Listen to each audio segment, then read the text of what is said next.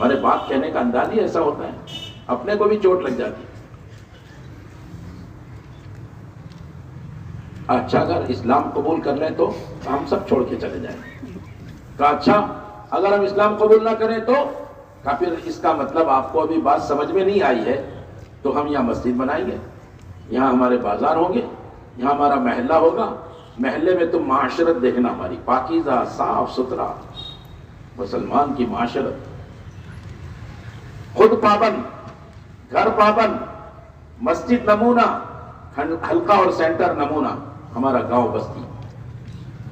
یہ چار چیزیں ہر داعی کو اس پر توجہ دینی ہوگی۔ ہم اپنا یہ پاکیزہ صاف ستھرا معاشرہ، جوان بیٹیوں کی حفاظت، عورتیں پردوں کے اندر، جوان اللہ کے خوف والا، ایک لباس، ایک طور طریقہ۔ دیکھو ہمارے حضرت جی دامت برکاتہم فرمانے لگے جو قوم اپنے طور طریقوں کو ختم کر دیتی ہے پھر وہ قوم ختم کر دی جاتی ہے۔ حضرت نے فرمایا جو قوم اپنی معاشرت پر مجتمع نہیں ہوتی وہ قوم مردہ ہوتی ہے۔ اپنی معاشرت کو سنبھالو۔ معاشرت کسے کہتے ہیں؟ رہن سہن، رکھ رکھاؤ۔ مسلمان معاشرہ، اجتماع میں تو مسلمان نظر آ رہے ہیں۔ ہمارے گھر میں بھی یہی ہے اسلام، ہمارے محلے میں بھی ہم نے محنت کی ہے، ہماری مسجد نبی کی طرح رات و دن آباد ہے۔ مہمان آتے ہیں مدینے میں تو کیا ہمارے محلے میں اسی طرح مہمانوں کا اکرام ہے؟ جماعت آتی ہے ہم بستر لگاتے ہیں، رات کو مسجدیں آباد کرتے ہیں۔ مدینے میں ایک قبیلہ آیا، کارگزاری ہوئی، کہنے لگے تو بڑے اچھے لوگ ہیں، رات کو ہمیں اپنے گھر لے گئے، بہت عمدہ کھانا کھلایا، نرم بستر پر سلایا، اور اصل بات یہ ہے صرف ٹھکانہ دے کے مطمئن نہیں ہوئے بلکہ رات و دن محنت کر کے رب کا کلام اور آپ کی سنتیں سکھائیں۔ ہم آنے والی جماعتوں کو قدم جماتے ہیں کیا ہم ایک پاکیزہ معاشرت پیش کرنا چاہتے ہیں؟ بہت سمجھداری سے کام لینا، آپ سب ذمہ دار ہو۔ جو بات ذمہ داروں میں ہوگی وہ تابع داروں میں جائے گی، جو بات عملے میں ہوگی وہ عوام میں آئے گی۔ غور کرنا میری بات پر، فکروں کو لو، تقاضوں کو سوچو، اپنی معاشرت کو سنبھالو، باطل بہت چوکنا ہے۔ اسلامی معاشرت کی 3 بنیاد: پاکیزگی، سادگی، حیا۔ دشمنوں نے اس کے مقابلے کی 3 چیز لائے، اپنی ماں بیٹیوں کو برہنہ کر کے پھرایا ہے تاکہ اسلام کی حیا ختم ہو۔ پاکیزگی کو ختم کرنے کے لیے ناپاکی لائے ہیں اور سادگی کو ختم کرنے کے لیے فیشن لائے ہیں۔ سب سے برا پیسہ تعمیر پر لگانا ہے۔ ہمارے حضرت نے فرمایا 2 باتیں بازاروں میں تیار آئی ہیں، 2 چیزیں تیار آئی ہیں۔ تیار لباس آئے ہیں تاکہ تمہاری معاشرت بدل جائے، اور تیار غذائیں آئی ہیں تاکہ تمہاری عبادت اور دعا مردود ہو جائے۔ مسلمانوں کی معاشرت کو سنبھالنا، مسلمان اسلام پر ہے تو ساری دنیا کے انسانوں پر اللہ کی رحمتیں ہیں، وقت پر بارش، چیزیں سستا اور حکمراں خدمت کرنے والے۔ گنڈا گردی نہیں ہوگی، امن چمن ہو جائے گا۔ والسلام علی من اتبع الہدی،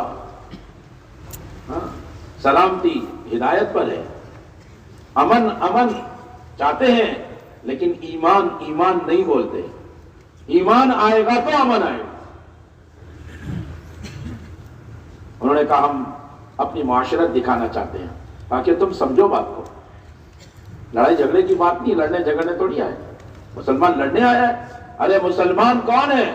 مسلمان وہ ہوتا ہے جس کے ہاتھ سے اور زبان سے کسی کو تکلیف نہیں پہنچے، اس کے پڑوسی کو تکلیف نہ پہنچے، کس مذہب کا، کس دھرم کا نہیں۔ بھوکا ہے تو یہ مسلمان نہیں ہے کہ تیرا پڑوسی کیسے بھوکا ہے۔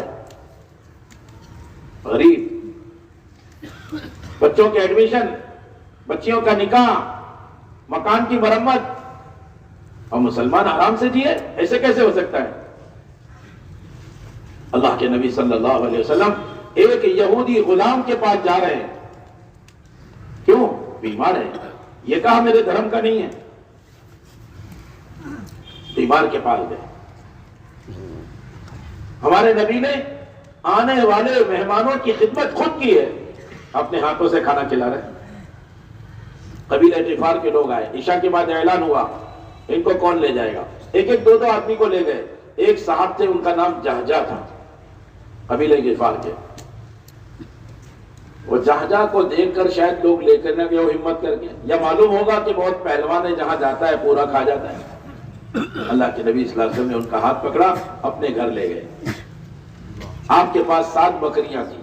ایک ایک بکری کا دودھ دھوتے تھے اور اس کو لا کر پیالہ دیتے. اتنا بڑا نبی اور مہمان کی خدمت کر رہا ہے. اللہ ہمیں بھی توفیق عطا فرمائے. مکہ مکرمہ میں ایک صاحب تھے عاص ابن وائل، ان کے طرف سے اعلان تھا کہ عرفات میں، مینا کے میدانوں میں یہ حاجی جو آئیں گے کوئی چولہا نہیں جلائے گا، سب کو کھانے کی دعوت میرے طرف سے. مہمانوں کا اکرام، مہمانوں کی خدمت.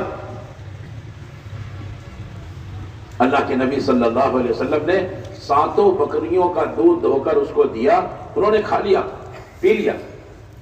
ام ایمن جنہوں نے آپ کی پرورش کی تھی، خادمہ آپ کی، انہوں نے لا کر آپ کے سامنے سارا کھانا رکھا کہ مہمان اور آپ کھائیں. آپ نے پورا کھانا مہمان کو دے دیا. وہ مہمان پہلوان ازواج مطہرات کا، ام ایمن کا، رسول اللہ صلی اللہ علیہ وسلم کا، سب کا کھانا اکیلے بیٹھ کے جو کھانا شروع کیا ہے تو پورا برتن صاف کر دیا. وہ تو چلا گیا. ام ایمن کو غصہ آیا کہ اللہ کے نبی کی گھر والیاں، ازواج مطہرات اور آپ بھوکے ہیں، تو غصے میں بددعا دینے لگی، اجاع اللہ من اجاع الرسول صلی اللہ علیہ وسلم. اللہ تعالیٰ اس آدمی کو بھوکا رکھے جس نے اللہ کے نبی کو بھوکا رکھا. آپ نے کہا ام ایمن کیوں بددعا دیتی ہو، وہ اپنے مقدر کا کھا کر گیا ہے، ہماری تقدیر میں آج نہیں ہے، ہم صبر کریں گے، اللہ پر ہماری روزی ہے. کہتے اگلے دن پھر اعلان ہوا، شاید مدینے والوں کو معلوم ہو گیا ہو، کون لے جاتا ہمت کر کے. اب وہ دیکھنے لگا کہ آج کیا ہوگا. آپ مسکرائے، اپنے ساتھ لے گئے. لے جا کر ایک بکری کا دودھ دھو کر اس کو پلایا. ایک ہی بکری کے دودھ پہ اس کا پیٹ بھر گیا. وہ تو چلے گیا. ام ایمن کہنے لگی میں تو سمجھی آج بھی روزہ رکھنا پڑے گا. اللہ کی طرف سے ایسا انتظام ہوا. آپ نے کہا ام ایمن سے، ایمان والا ایک آنت سے کھاتا ہے، بے ایمان 7 آنتوں سے کھاتا ہے. جو لقمہ، جو گھونٹ بسم اللہ پڑھ کر پیٹ میں لیتے ہیں، سب سے پہلے تو یہ پیٹ میں اترتا ہے، نور بنتا ہے. دوسرے عمل پر تیار کرتا ہے، اچھے عمل پر، کیوں بسم اللہ پڑھیے نا. اور تیسرے قیامت میں یہ لقمہ اور گھونٹ گواہی دے گا کہ اللہ تیرے نام کے ساتھ لیا تھا، تیرے نام کا شکر ادا کیا تھا. کھانے کے بعد، پینے کے بعد الحمدللہ کہتا ہے. مسلمان کا ایک ایک عمل. تو کہا جی ہم اپنی مسجدیں بنائیں گے، تمہیں عبادت دکھائیں گے کہ دیکھو ہم لوگ کیسے عبادت میں پابند، ہم ظلم کرنے نہیں آئے ہیں. اطمینان دلایا. ہم یہاں بازار بنائیں گے، حلال کمائیں گے، بیوی بچوں پر لگائیں گے، غریبوں کی مدد کریں گے. کہا اچھا یہ بھی تو بڑی اچھی بات ہے، لیکن ہم تمہارے مالداروں سے جزیہ لیں گے اور تمہارے ہی غریبوں پر خرچ کریں گے، ہم نہیں کھا جائیں گے. کہا یہ بھی بڑی اچھی بات ہے. دشمن تائید کر رہا ہے. حضرت نبی بن عامر کا نمبر آیا، ساری باتیں ہوئی. انہوں نے کہا ہمیں موقع دو. رستم نے کہا 1 دن کا موقع. بادشاہ کو کہہ رہا ہے ایک سال. کہا 1 دن میں کیا ہوگا؟ کہا 2 دن کا موقع. کہا نہیں ہمارے تو بڑی سلطنت ہے، ہمیں مشورہ کرنے میں وقت لگ جائے گا. کہا پھر ہمارے نبی نے 3 دن کا کہا، اس سے زیادہ نہیں دیں گے. کہا تم امیر ہو جماعت کے؟ کیا نہیں ہم امیر نہیں ہیں، لیکن ہمارے کام کرنے والوں کے درمیان اور امیر کے درمیان اتنا جوڑ ہے، جو میں کہہ رہا ہوں وہی امیر کہے گا، وہی ہر ساتھی کہے گا. اللہ کی مدد کی بڑی بنیاد وحدت کلمہ، وحدت فکر ہے. کیوں کارگزاری ہے، کیوں مذاکرے ہیں، کیوں آپ عملے کو جمع کر کے ہم سے بات کہہ رہے ہیں؟ ایک بات، ایک فکر پر آ جاؤ. تجربات نہیں. اطاعت ہی اجتماعیت کا سبب ہے، اور اجتماعیت اللہ کی مدد کا بڑا سبب ہے. اجتماعیت کس کا سبب ہے؟ ارے بولو کس کا سبب ہے؟ دیکھو دھیان سے سننے رہے. اطاعت ہی اجتماعیت کا سبب ہے. اطاعت پر رہو. ہر حال میں سنیں گے، ہر حال میں مانیں گے. اس کو کہتے ہیں اجتماعیت.